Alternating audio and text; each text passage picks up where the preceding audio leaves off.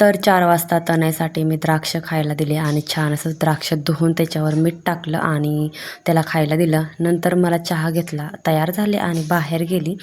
काम सगळं बाहेरचं आवरलं. नंतर येताना पाणीपुरी खाऊन आली. मसाल्याचा डबा पण तो क्लीन करून ठेवलेला, भरून ठेवला. मग तब्बल एक महिन्यानी मी आज कुकर लावणार होती आणि छान असं मग भात आणि डाळ दोन्हीही लावली. आज काळ्या घेवड्याची आमटी होती, कुकरला लावली होती आणि मग काळ्या घेवड्याची आमटी बनवायची होती. मग छान अशी त्याला फोडणी दिली.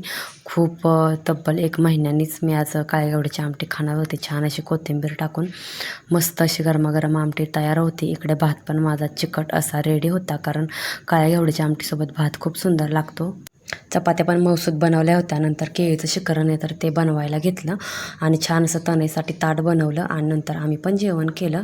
आणि थोडंसं आहे तर ते शतपावली बाहेर केली. भेटूया नवीन पुढच्या व्लॉगमध्ये. बाय.